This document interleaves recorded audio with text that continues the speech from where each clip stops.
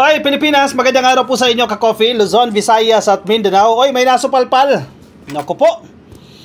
Si Sara Duterte nasupalpal ng isang abogado. E paano ba naman tinawag na bobo yung abogado daw ng International Criminal Court? Yung grupo nila Conti, tinawag nila bobo kasi nasaan daw yung 30,000 na pangalan. Naghahanap ng 30,000 na pangalan. Naku ma'am, hindi kinakailangan patunayan yung 30,000 na yan. Na isa-isa patunayan niya sa International Criminal Court. Hindi kinakailangan na 30,000. In fact, may mga previous cases na 3 lang ina-convict, di ba? Yung presidente ng Rwanda. Nako, napahiya dito si Sara Duterte. Yan kasi ang mahirap sa inyo eh. O yan o, kung makapanlait kayo na bobo itong abogado ng ICC, magiging abogado ba ng ICC yan kung bobo yan? O, napahiya kayo ngayon. Ito ang nagsasalita, hindi sa ICC to ha. Ibang abogado to, hindi to si Conti na nagsasalita. O basahin natin para maintindihan natin. 43 cases lang. Yan ang sinasabi nila. 43 cases lang, 30,000 pangalan, hindi kailangan sa kaso ni Duterte. Sabi po ng isang abogado. Porket lumalabas kasi sa balita 30,000, di ba? Nilalabas yan iba't ibang pahayagan Kasi bilang yan ng human rights group na 30,000 na chinugi ni Digong sa kanyang tukhang.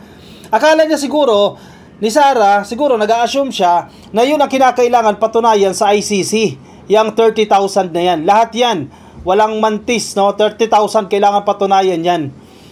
Halaka, madam. Hindi nyo ba nabasa? Hindi nyo ba naintindihan? Yung ipinaalam sa inyo, yung ipinabasa sa inyo na nasa warrant of arrest, hindi 30,000 yun. Yung sa Pilipinas, 30,000. Pero yung sa ICC, hindi 30,000. Wala pang ang hundreds yan, ka-coffee. If you remember correctly, i-file yung kaso na yan 2017. Kasagsagan pa yan ng tukhang ni Digong. Hindi pa tapos ang tukhang. Yung figure na 30,000 na yan, posible na sa kabuuhan yan ng administrasyon ni Digong sa loob ng 6 na taon. I-file yung kaso 2017. Malamang sa malamang, hindi pa aabot ng 30,000 dyan. Kaya nga, yung kaso dyan sa ICC, less than 100. Pero itong mga DDS naman naniniwala, sige, pangalanan ninyo yung 30,000. Nasaan yung 30,000? Isa-isahin ninyo yung pangalanan yan. Asan daw yung pangalan? Madam, hindi kailangan pangalanan yung 30,000 na yan. Kasi yun daw ang lumalabas sa media. Di ba sabi nyo bias yung media? Di ba sabi nyo hindi kayo naniniwala sa mainstream media?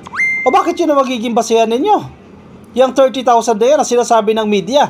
Ang pagbatayan ninyo, kung wise talaga kayo, kung matalino talaga kayo, ang pagbatayan ninyo, yung kaso na isinampa sa ICC, yung nakalagay doon sa warrant of arrest. Di ba? For sure, alam nyo na yan at may kopya na kayo niyan. Hindi ko alam kung nagtatanga-tangahan lang itong grupo ni Sara Duterte. Pero malamang sa malamang, alam nyo na yan. Kasi sinabi na ng prosecutors yan. In fact, binigyan sila. Ito yung 181 pieces, sets of evidence. Set 1 pa lang yan. Kasi bakit 181 lang daw yung ebidensya? Madam, set 1 pa lang yan. Marami pa pong sets of evidence na ipipresenta sa inyo. Bakit daw 181? Ewan ko sa inyo dyan. Sige, galingan ninyo yung kaso niyo para maiuwi ninyo si Tatay Digong ninyo. Kumakalat sa social media ang naratibong 43 lang at hindi 30,000 na kaso ng pagtsugi kaugnay sa tukhang ni Digong. Ang iniimbestigahan ngayon ng International Criminal Court patungkol sa kasong Crimes Against Humanity ng dating Pangulo. Correct! Totoo naman yan, ka-coffee. Dahil yan din ang sinasabi ko. 2017 i-final yan. Hindi pa 30,000 yung bilang yan. So ito 43. Regardless, kahit 3 lang yan, kahit 5 lang yan, kahit 10 lang yan, posible pa rin ma-convict si Digong. Kahit hindi dito sa 43 na yan, 43 cases na yan. Kasi nga, may precedent na tayo dyan. May, anong tawag natin yan? May landmark case na dyan. Na 3 lang, ka-coffee. Ipakita ko sa inyo. Na 3 lang nakapagpakulong ng presidente ng Rwanda. 3 deaths lang, ka-coffee. Ito para may ebidensya tayo. Tingnan ninyo. Nasa Philippine Star. Baka sabihin niyo nag-iimbento lang tayo. Hindi tayo fake news. Hindi tayo nag-iimbento dito. Dahil ayaw natin gawing bobo yung manonood natin. Nasa Philippine Star. ICC lawyer. Sabi niya, Rwandan convicted of crimes against humanity over 3 deaths. 3 lang, ka-coffee, pero na-convict itong Rwandan na ito. Hindi mo kailangan ng 30,000, Madam Sara Duterte. Hindi mo kailangan ng 30,000. Pampalubag-loob lang itong sinasabi ninyo para kunyari magbukang tanga Kaya, kasi sabi nyo, bobo kasi daw yung abogado ng ICC. Kung bobo yan, pasensya na sa term kung hindi kayo sanay sa term na BOBO at saka tanga. Pasensya na kayo kasi yan ang pinag-uusapan Yan ang term nila Kung bobo yan, bakit mapapakulong yung tatay mo? Bakit mapapakulong si Digong na dating presidente, influential, powerful, napakulong ng isang bobong abogado? Diba? Common sense, DDS. Kung bobo yan sila Conti, yung ICC prosecutors, kung bobo yan, sana malaya si Digong ngayon, sana hindi siya nakabilanggo. Pampalubag-loob nyo lang yan. Maging si Vice President Sara Duterte ay hinahanapan ang prosecution ng ebidensya sa 30,000 kaso ng pagtsugi sa tukhang sa laban nila kontra droga ng kanyang ama. Ma'am, walang 30,000. Nakita nyo ba doon sa warrant of arrest na sinabi na 30,000 doon? Magkaiba yan. Baka nalilito kayo. Yung sa media, yung sinasite ng media dito, ang reference nila ay ang human rights group. Ang sinasabi nila, ang estimate nila, aabot ng 30,000 yung natsugi. Yung sa ICC, nandoon ba sa ICC na 30,000 yung kaso? Yung i-file na kaso? Wala. At ilang beses na rin natin inuulit yan, hindi 30,000. Sinabi na kung ilang counts dyan. Less than 100. Kung ito yung sinasabi nila na 43 lang. Hindi 43. Yan ang sagutin ninyo, yung 43. Bakit ka maghanap ng 30,000? Hindi naman 30,000 yung hinihigi sa inyo doon sa ICC. 43 lang. Di pabor pa sa inyo yan. Onti lang yung papasinungalingan ninyo. Kasi 43 lang Hindi 30,000. Kung 30,000, ikot ang tumbong ninyo dyan. Ikot-ikot kayo dyan. Paano nyo papasinungalingan yung 30,000, napakarami. Swerte kayo, 43 lang. Di ba? Huwag niyong ilihis yung issue. Media yung nagsasabi ng 30,000. Ang ICC, they never mentioned 30,000 cases. Wala silang nasabi doon. In fact, nasa warrant of arrest yan at binasa yan. Sa unang hearing ka-coffee, actually hindi pa hearing yun, yung unang event kung saan naka-live stream sa International Criminal Court, they never mentioned 30,000 cases. Kayo lang yan. Maging si Vice President naghahanap ng 30,000 na kaso. Matatanda ang higit 6,000 ang opisyal na bilang ng gobyerno. Official count ng government yan, pero syempre na-doktor na yan. Sa mga natsugi po sa tukhang. At aabot naman sa 30,000 ang pagtataya ng human rights groups. Ayun, human rights groups ang may estimate dyan. Huwag mo ihalin tulad ang human rights group doon sa ICC dahil magkaibang entity yan. Ang official, yung ICC. Habang tama namang 43 na kaso ang tinitingnan ng ICC, base na rin sa warrant na inihain nila kay Duterte. Correct! Tumpak, walang labis, walang mintis. 43 lang yung sinasabi ng ICC. Nandiyan yan sa warrant of arrest na ibinigay nila kay Digong. 43 cases lang. Hindi ito ang mabigat na basihan para sabihin may nangyaring krimen laban sa sangkatauhan sa tukhang ayon sa isa sa mga abogado ng mga biktima ng tukhang. Di talaga kayo lulusot dyan. Ayon kay Attorney Gilbert Andres, Executive Director ng Center for International Law Philippines, hindi naman kailangang 30,000 na pangalan ang ipalabas sa investigasyon dahil ang kailangan lang yung example out of the 30,000. Sampling pala ka-coffee. Kung familiar kayo sa research, halimbawa, sige, i-explain natin ito ng simple. Halimbawa, may 30,000 na saging. Sige, 30,000 na saging. Ang isang saging katumbas ng isang buhay na chinugi nila ba to? Yang 30,000 na yan, base sa explanation na to ni Attorney Gilbert Andres, hindi mo kailangan patunayan lahat yan, yung 30,000 na yan. Kumbaga, kung gusto mong matukoy na matamis ba itong saging na yan, hindi mo kailangan tikman yung 30,000. Pili ka lang doon. Sample ba? Tikim ka ng 2, tikim ka ng 3, 4, 5, hanggang 100, tikman mo kung matamis talaga. In this case, sa kaso na ito, 100, sige, tingnan natin. Kung 43, tingnan mo. Kumbaga sampling. Hindi yan exact term pero para lang yan maintindihan natin. Hindi kailangan patunayan yung 30,000 na yan. Ang kailangan lang yung example out of 30,000. Quoting Attorney Gilbert Andres. Pahiya ka ngayon, Inday. Pahiya ka ngayon. Ano ka ngayon? Ang ginagawa sa ICC practice, yung mga emblematic examples lang nung pagtsugi. Hindi ko sinasabi yung term na PATEI, no, pagtsugi, kasi makasensor tayo. Ang ginagawa sa ICC practice, ibig sabihin, kalakaran sa ICC, yung mga emblematic example lang nung pagtsugi. Ang mahalaga, maipakita na mayroong polisiya. Yung DDS, yung Davao Death Squad, at nung presidente si Duterte, sabi ni Andres sa kanyang interview sa teleradyo. Kailangan ipakita na mayroong pagtsugi na nangyari at itong pagtsugi na ito, hindi siya random. Mayroong widespread or systematic na pag-atake sa civilian population, sabi nito ng abogado.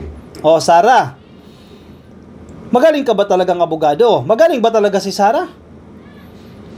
Kapitag-pitagang abogado ba talaga siya? Kasi bakit siya naghahanap ng pangalan na 30,000? Tuloy, naniniwala yung mga DDS niyang supporters, yung mga followers niya. Sabi, nasaan daw yung 30,000? Hindi na pa ba nabasa yung warrant of arrest? May 30,000 ba doon? Wala. And if ever man na may 30,000, hindi kinakailangan patunayan lahat yun. Sabi ng abogado na to, siguro hindi pa nai-inform si Sara Duterte dito ni Harry Roque o ni Kaufman kung sino man po yung abogado ni Digong. Mukhang hindi pa siya napagsasabihan dyan o naikikwento sa kanya, Madam, ganito yung kalakaran dyan. Paliwanag pa niya, wala talagang itinakdang numero ang ICC at ang importante ay mapatunayan ng emblematic cases, quote-unquote, emblematic cases ang tatlong elemento ng crimes against humanity. Ayon sa elements of crimes na inilathala ng ICC, ito ang mga elemento ng crimes against humanity. Once na pumasok dito ka Coffee sa tatlong elemento na yan, ano-ano yan? 1. The perpetrator, in this case si Digong, ay tsumugi ng isa o mahigit isa. Number 1 yan ha. Ang perpetrator o kung sino ang salarin ay tsumugi ng isa o higit pa. That's number 1, no? First element of the case. Hindi tayo abogado pero tingnan natin kung maintindihan natin ito. Ito yung mga kondisyones, ito yung mga elemento para masabi mo talaga na nagkaroon talaga ng crimes against humanity. 1, the perpetrator ay tsumugi. Tinatranslate ko yung mga term ha kasi masasensor tayo pag binanggit natin yung mga term. The perpetrator ay tsumugi ng isa o higit pa sa dalawa. Kahit dalawa lang yan, more than one na yan, yan, pasok na yung first element na yan. Second, the conduct was committed as part of a widespread or systematic attack directed against a civilian population. Ito daw po ay systematic. Ibig sabihin, may proseso, may sistema, at malawakan. Ang tukhang malawakan ba? Definitely, pasok na pasok itong elemento na to. Buong Pilipinas siyang tukhang inimplement na yan. Systematic ba yan? Definitely systematic yan. Bakit kanyo? May mga resolusyon na inilabas ang PNP. Ang kanilang pang term dyan, i-neutralize. Anong ibig sabihin ng i-neutralize?